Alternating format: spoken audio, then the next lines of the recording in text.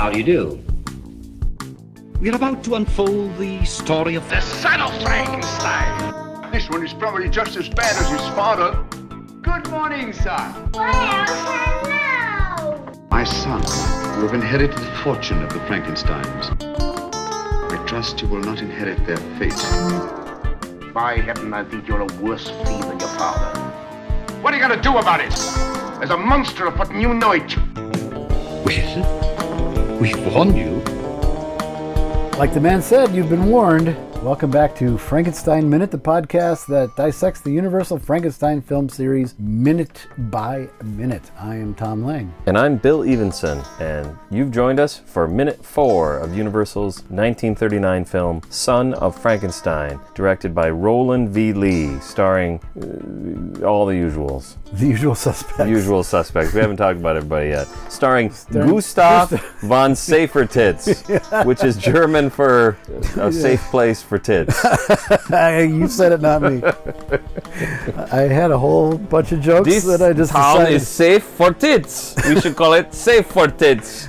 I had a bunch of stuff, and I just decided I'm going to be... You would just let me fucking swing? Yep. We do find out what the black thing they live in. That's right, they live in a black shadow of that cursed place up on the hill. Up on the hill. Is that the Capitol building? Washington? Up on the hill? Yeah. Yeah, it would have to be. Or too soon? Too soon for that. Okay. Yeah. Joseph. He's fantastic. He has a fantastic face. He's got a great and voice. face, and he sounds. James Whale discovered him in the commissary. Commissary. No, Bela Lugosi actually recommended him for. That's right. Bela Lugosi recommended him. I should have said Roland V. Lee discovered him in the commissary. Yes. Whatever. All right, Gustav von Safertits. He did not play Nosferatu, despite all physical appearance. You keep saying this, really? He looks like someone says this? No, but I was even when I was a kid, I thought, well, that must be him. Is that the guy? But it's not. But he that face, he could have. Okay, he looks more like Frankenstein to me. Frankenstein, monster. He could play that. He could play a monster for sure. Like he looks like Glenn Strange, or are you checking your watch? Are we done? Yep. Okay, no, I just got an alert. I was just wondering what it was. My house is on fire. Okay, no problem. Gustav von Safertits. 120 credits. Okay, good. Whew. And 5 wives. So easy guy to live with, apparently. Yeah, no kidding. Born August 4th, 1863 in Heimhausen, Bavaria. Good Lord. And of course, 1863, so the Lincoln administration. Pretty much. Right? Yeah, it would have to be. Died December 25th. Do you remember this? We actually got, I think it was Rick, was astounded that we didn't know when the Civil War was. And I'm like, well, no, we know when I must have asked the question, like, when was the Civil War? And then you answered it, I think. Anyway, it doesn't matter. I'm pretty sure we knew when the Civil War was. I have this, I'm so accustomed to being the dumb guy that I think I don't even reveal when I know something. I died December 25th, 1943 in Woodland. Christmas? Again, yeah, Christmas Day. Woodland Hills, California. So I should know this, but I'm assuming that's where the actor's home or whatever it was. Because a lot of these guys come up as having died in Woodland Hills. Yep. 80 years or else old. There was a massacre on Christmas Day. Day massacre. Really? The Christmas massacre of 43. 43 with terrible. Yeah, it was awful. Many safer people tits. It wasn't safe. Wasn't safe for safer tits. Wasn't safe for Gustav. I think there's a T-shirt in here somewhere. Oh no! 120 credits, as I said, from 1917 to 1939. All right. He was in. Can you imagine this guy was in silent films with that voice? Yeah, I know, it's a shame because he was in the Sherlock Holmes from 1922 with John Barrymore as Holmes and Roland Young as Watson Topper. Cosmo Topper, in which he played Moriarty, and you wouldn't be able to hear his voice. I mean, what a shame. Also in Don Juan with Barrymore, so apparently Barrymore must have liked him. Canary Murder Case with William Powell as Philo Vance. The Bat Whispers, which I've seen and I don't remember him in it. The Bat Whispers, yeah. Yeah, I don't remember him in it. The Front Page, I do remember him in it. Okay. Remember Last Night? No, well, he's in that, directed by, of course, James Whale. Mr. Deeds Goes to Town for Frank Capra with Gary Cooper. Swiss Myths with Marie Antoinette. Try that again. She was in that? No. Because she, by that point... Oh, just her head was the woman who reclaimed her head, I think, was the one you're thinking of. This is all getting cut out because now I'm the dummy. Shoot.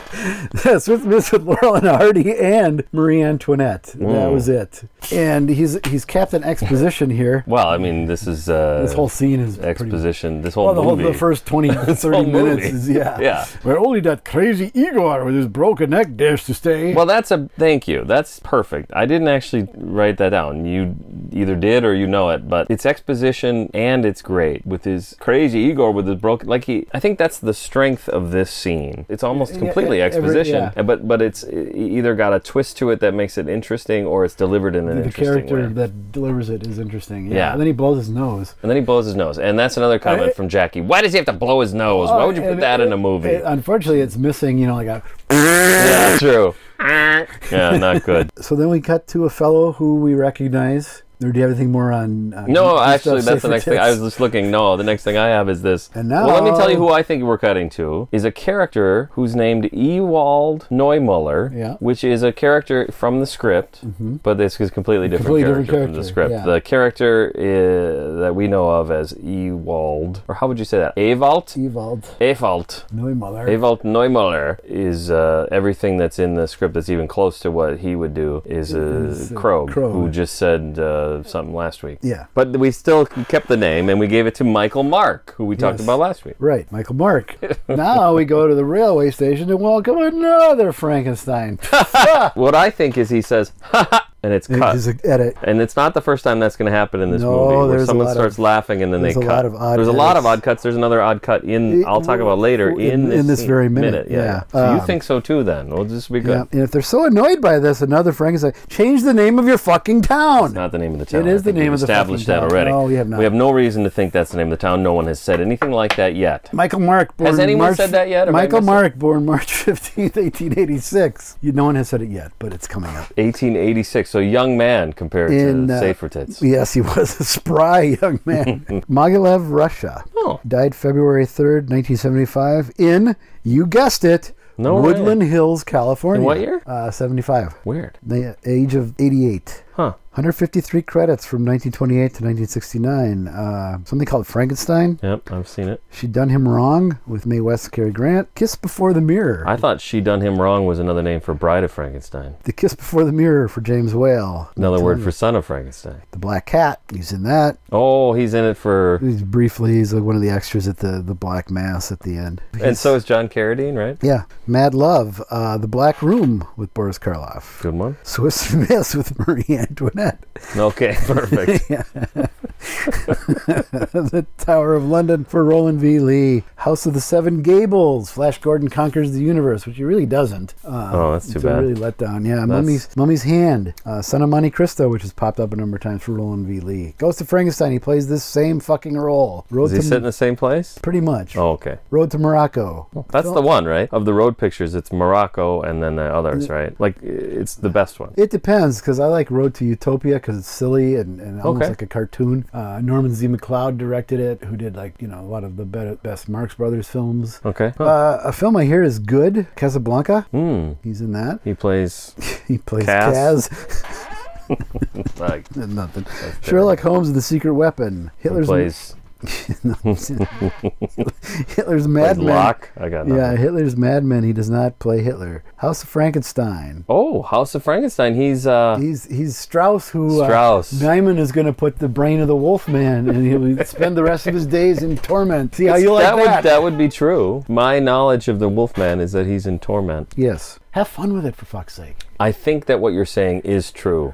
Phantom from Space. Rock Around the Clock. You're just putting words together. I am. Phantom from Space. Rock Around the Clock. The Rock Around the Clock? Yeah. Oh, neat. The Ten Commandments as well. Oh, really? Yes. He plays the third commandment. Yeah.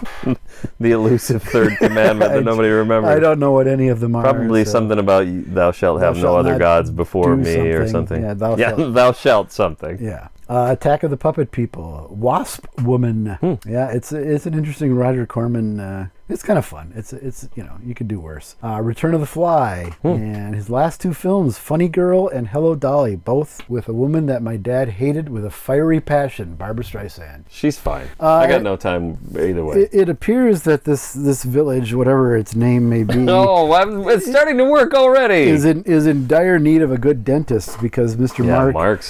Mark really needs some help. That's true. He doesn't. It's very noticeable in this shot. Yeah. And now I know you've got at least 2 cards on the guy sitting next to Michael Mark. Do you have any idea who that is? Vaguely, but go ahead. Oh, really? No, I have no idea who that is. Oh, no, I don't. Oh, okay. It's either Tom Ricketts, Jack Curtis, or Jack Harris, or Russ Powell. Well, it's not Jack Curtis. I know it's not Jack Curtis, and I know it's not Russ Powell, because Russ Powell is the... So we'll call him Jack Harris. Yeah. He has no fucking idea what's going on. So Michael Mark says, "Oh, so now we go to railway station. Grand eloquent Frankenstein." His grand eloquent arm gestures. Yeah, he's got a whole thing, and the guy next to him is sitting like he's 4'7", or he's on a little stool or something. You can just see his head, and he's just like nodding, like oh yeah, that's true. But that's not the actual appropriate response to someone being sarcastic. You'd be like, no, I know, right? Yeah, this is really? crazy. But instead, he's like, yeah, let's go meet Frankenstein at the railway station. Sounds good. I'm ready to go. He's great though. I love watching him because he does look like he has no idea what's going on. Like he's about to burst into laughter. He wasn't informed that this is what was going to happen during this take. He wasn't given what we're going to choose to refer to as the script in this film, or what we're going to choose to call direction. Or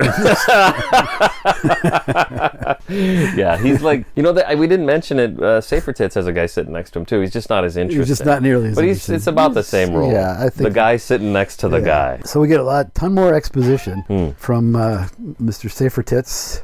This one's probably just as bad as his father, who created a monster in the devil's own image. This is where he blows his nose, actually. So that's, as exposition goes, that's pretty fucking... There's one part to me that's pretty fucking hilarious. Who created a monster is pretty hilarious. Like, people are like, oh, I know who you're talking about. That guy, I remember that guy. Yeah. Oh, now I know what you mean. But then the next thing he says is he created a monster in the devil's own image, which is actually not true. That's the other guy. That was Pretorius who created a monster in the devil's own image. So he's got a little bit of mix-up. Yeah, right. And, well, but if what he says is true, then the devil has a flat head and neck bolts, apparently. It could be. Maybe that's in this universe, that's what the devil looks like. He's got green skin and wears a black suit. Green skin! Oh no! It's terrible. Yep. Not like these here. We've got red skin in our universe. Yeah, the guy who says it's in the blood, I tell you, is the guy warming his hands at the thing. I'm not sure which one he is. I like Tom Ricketts, Jack Curtis, or Jack Harris. It's Jack Thomas. Danny Thomas. He's sitting on a glass coffee table. Thank you. Good night, everybody. Had to go there. Listen, I can always go there. That was him? He sat on the... No, he was underneath. Okay, that's good. Now I feel better. Much better to be the guy under the table. I'm not so sure. No, once I said it, I think maybe not. I don't have any first-hand experience with this, so I don't know which would be the better way. First-hand, no. Frankenstein Minute would like to apologize to anyone who listens to this week's episode and has given the impression that Danny Thomas paid to shit on a table while he underneath it. Thank you. So, sorry.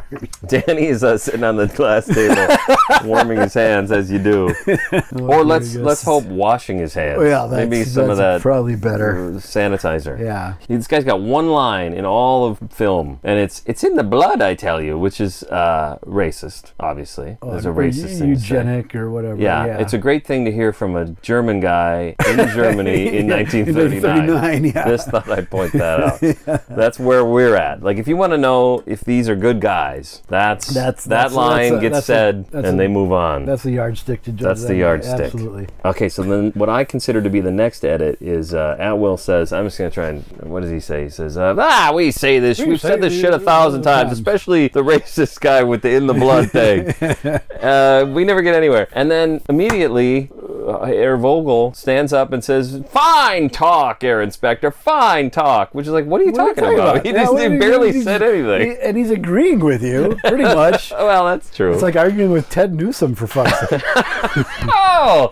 So that's a thing that happens. Well, and, we've said these words 1,000 times, so have they expected an offspring of Frankenstein 999 times prior to this? Because that's what they're talking about. They're talking about 1,000 times. They've been talking about this. Frankenstein showing up at the village. I'm going to go with no on that. That makes it even worse, probably. Because he's never been showing up, or they've just been worried about him 100 times. Yeah, 1,000 times.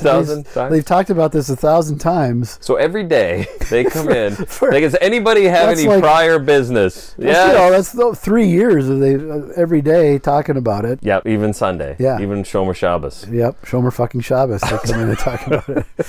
Shomer fucking Shabbos with Gustav von Seifertitz. Say that 1,000 times. So he says, "Fine talk, Herr Inspector, fine talk." So what was cut out? Yeah. Like, what was he actually saying? Well, no, that's right. We weren't finished talking about the 1,000 times. We said this 1,000 times. They're just sitting around complaining about the Frankensteins all the time. I think that's what he means. That's got to be what he means. Yeah. Their village. What are we going to do about this? This is what the impression I get of all of these characters is they are only and always just sitting in this room complaining all the time. Yep. And we'll see in the next movie. Because they're old white guys. And because they haven't left. Yeah, they're still in there. 4 years later. 2 or 3 of them are dead and they're still in there. 4 years later, saying it again. They're still saying it. We've said this 2,000 times. I don't know what was cut out. We can't know what was cut out. We can't know because we don't have the actual shooting script, because there really wasn't one. People will know that who have listened to this, who have suffered through this podcast over the past couple of years. I had all kinds of written material that I could read out loud. I had the shooting script, any number of novelizations, comic books. Oh, we do have a comic book. We do have a comic book. There's nothing in there. But it's like, what, 8 pages for a 99-minute film, so it's not really... An abridged version of a comic book. Not really that helpful. I also have an issue of Monster World magazine, which was an offshoot of Famous Monsters. It has the Son of Frankenstein film book in it, which is basically a novelization in a handful of pages. You talked about that. What about that book Dino recommended? That just had the first two. That's the first two, yeah. Okay. So I'm going to assume what was cut out was Atwell talking about is getting his arm ripped off again, because he's always talking about that. That's all. He's always trying to arouse whatever. Arouse your sympathy. I have a note here. What a bunch of fucking assholes. They're just a bunch of fucking assholes. They are, absolutely. They've decided, for whatever reason, that they all get up to leave to go and deliver a chest of papers to Wolf. Well, we'll figure this. We'll learn some of this later. That they must do this because the beloved Baron Frankenstein on his deathbed, who caused all this trouble in the first place, his dying wishes have to be honored. Meanwhile, his son is a fucking prick. I hate you. You will get nothing but locked doors, windows, hatred, bitter. Yeah, the actual, what is it? Locked doors and darkened windows, locked hearts and bitter hatred. You know, there's a place up on 52 in Concord does a good locked hearts and bitter hatred. Oh, do they? Yeah, it's got the sauce. It's good. Oh, really yeah, good. yeah. It's I like usually get a little extra sauce on the side. Yeah. It really is good. Good. Is that Dracula's? That's the one. That's perfect. Nice callback to something that happened before the podcast. Well, we talked about it, I think, years ago on the podcast. Yeah, there's a place. I go there all the time. It's a quarter of a mile from here, maybe half a mile. Bowling alley, darts, tap beer. So you can go there and play darts. You know what? Yes, we can play darts. You know what they have there is pull tabs. So we went there last time. And do you actually do those? And I did. I bought 6 of them the last. Take your money and flush it down the toilet. Because we had the kids. And we were talking about pull tabs. And like, let's go get some pull tabs. So everybody got, and they're $2. So it's like, man, it now costs $2 for nothing. Yeah, it's just a complete waste of time. Just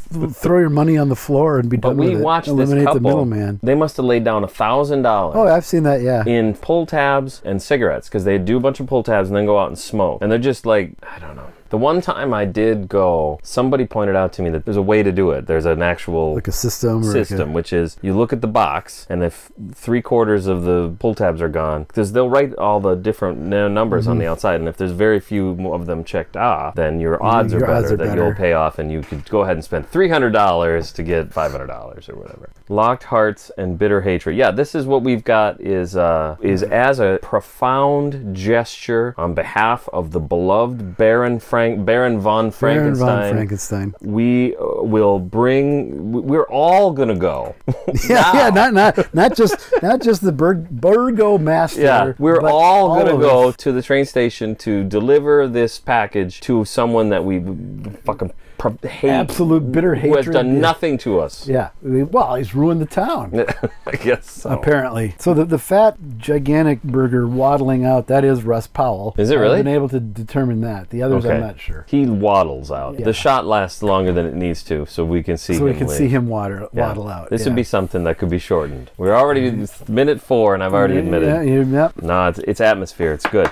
The other thing I like is we've got one of those great ends to the minute again. Yeah, like an actual train. It does a lap dissolve to a Lionel train. That's right. Lionel Twain shows up. Does it look like a miniature? It is a miniature, yeah. Okay. It's a good one. It's a good one. I'm not sure if Cleo Baker, who had done the miniatures for Frankenstein and Bride, did it. It's a safe bet because he worked at Universal until at least 1979. Wow. Yeah. The last credited thing is Airport 79, whatever it was. Okay. Is his last credited thing. Might have been called Airport 79. I don't remember. Yeah, I'm sure it was Airport 79, the Concorde or something like that. Was there a Concorde one? Yeah. You see them bringing back the Concorde? Are they? Well, kind of. They've got some new thing that looks like it does the same. Oh, really? It gets up into the stratosphere and the whole deal. Yeah. He died in 84. United bought like a dozen of them or whatever. Yeah. He died in 84, and I think he spent his whole career at Universal. And I don't know if some of that time was spent on attractions that, when it became a tour, and it was not a theme park yet by the time he died, but they had the tour, and a lot of the stuff on the tour was bogus just for the tour. Oh, really? I'm sure it still is. Yeah, I suppose that's true. So we leave a group of old white assholes, and it's a nice little end to the minute. Yep, they're bitter, resentful. There's really just the one guy that, maybe everybody's got an actual legitimate gripe. Yeah, I don't know. We don't know the story there, but yeah, one guy has. Of course, Belmore says basically the whole town's been destroyed by this. Which we saw prior to this. By the beloved Baron. Yeah. We need to cherish his wishes. Honor his memory by doing it. We need to honor his memory. But we could still be assholes to his son. Yep, there's still time. Still time to be dicks, yep. Follow us on all the places. We're on Instagram, Twitter, Facebook, where we have a Facebook group called Frankenstein Minute Village. And you can see, you could go on there and you can post requests if you have a request for money. If you want to have someone, you don't do that anymore? Oh, never mind. No. Please don't do that. If you do. Yeah, well, if you want to do that, check with us first, I guess. Maybe check asking with for us. 25 grand to finish your fucking no. What I like about it is when you first read it, you think he is asking for 25 grand to finish his movie. He's asking for a small number of investors each have to give 25 grand. Yeah. I'm like, this movie's not happening. Yeah, that's not going to happen. Okay, do that. All right.